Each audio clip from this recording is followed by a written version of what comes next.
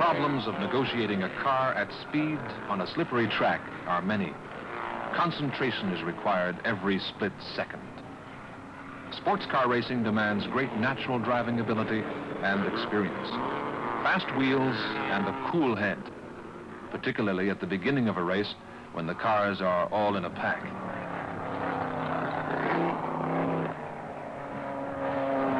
Westwood is a tight 1.8-mile mountainous circuit, a real driver's course with its tight corners and changing gradients. Even the long back straight presents problems in the rain.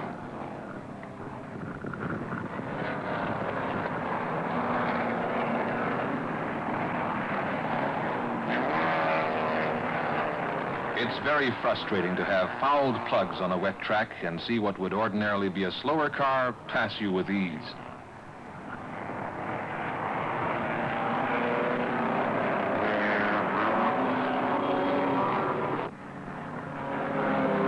Motor racing is good spectator fun because there's usually a battle somewhere on the track. The Canadian Driving Championship is divided into two categories for cars with engines over and under 2 liters. Chapman's 27-inch high Lotus 23B has a 1.6-liter overhead cam engine putting out 147 horsepower.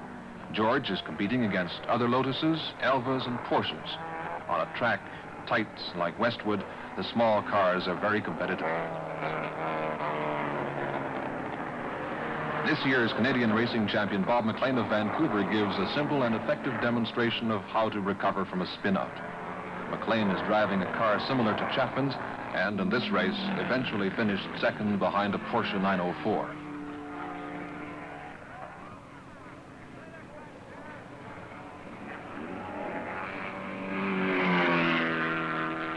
As the race wears on, George gradually improves his position.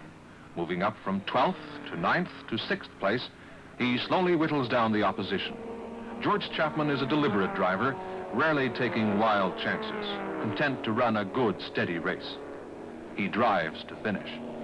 But if he doesn't finish a race, it isn't his driving ability that can be faulted.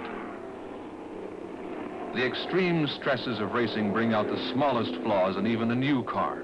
Normally, a slight weld imperfection would remain unimportant. But coming out of the hairpin, a rear axle joint gives way.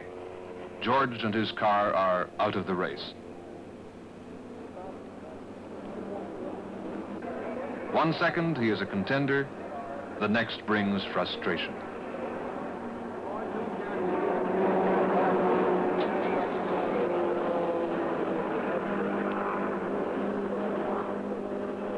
This is always one of the most disappointing and frustrating things that can happen to you, to be forced out of a race for a mechanical breakdown.